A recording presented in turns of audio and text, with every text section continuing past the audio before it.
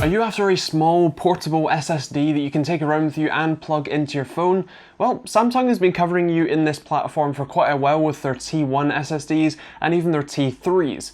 This one, the T5, is a new generation, still uses USB Type-C, which is actually pretty awesome, and now comes with a Type-C to Type-C cable, as well as Type-C to Type-A, which means that you can use this with your desktop or with your mobile device or any other combination, which is actually pretty awesome. Thanks to that Type-C port, you actually get USB 3.1 Gen 2 speeds, which means that when we take a look at the benchmark results in a second, you'll notice a decent improvement overall in terms of the speeds, meaning that this is basically the same speed as a standard SATA SSD, and of course in terms of the pricing for it, it's actually pretty similar. I think you're probably looking at a £20 price premium over something like the 850 EVO for the same sort of capacity. This is the 500 gig model specifically. The 500 gig and the 250 gig models are this nice blue shade, whereas the 1TB and 2TB models are in a nice black shade instead. And while we're talking about the color, taking a quick look around the device, obviously you have the nice logo on the front and the Samsung T5 portable SSD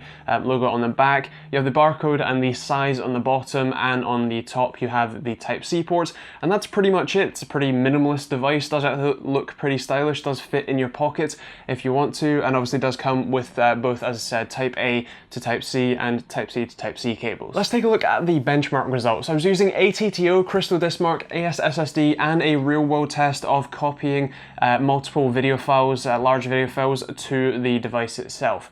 Let's take a look. Starting off with ATTO on the left, you can see that we're running about 470 to 480 megabytes per second on both reads and writes, and it's fairly consistent through the whole range. Looking at Crystal Disk Mark, you're looking at 410 to 402 read and write respectively, and a fairly similar number in AS SSD as well. When you're looking at reading and writing actually to the SSD, you're looking at about 300 megabytes per second on average, although actually writing back to the SSD was pretty ridiculously fast.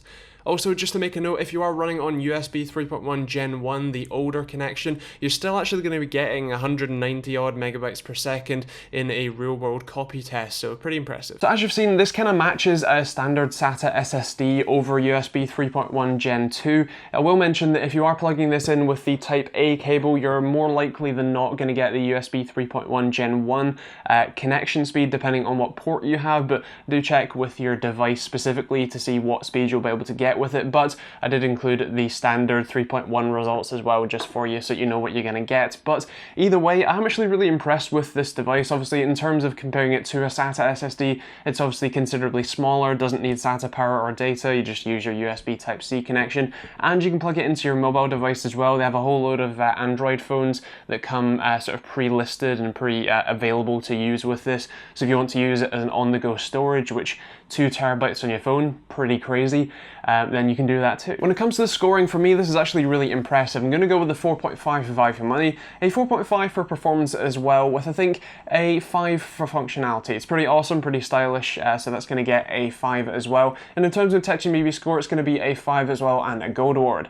It's a pretty awesome little SSD, and if you're after something portable that you can travel around with and plug it into your phone if you want to, this is a pretty great shout. This video is actually going up right at the time when Samsung is launching this drive, so if you want one, they may not be available right as you watch this if you're watching it on launch, but if you're not watching it on launch, feel free to take a look at the links in the description down below, where I've included an Amazon affiliate link that you can use to support me and to buy the product at no extra cost, of course.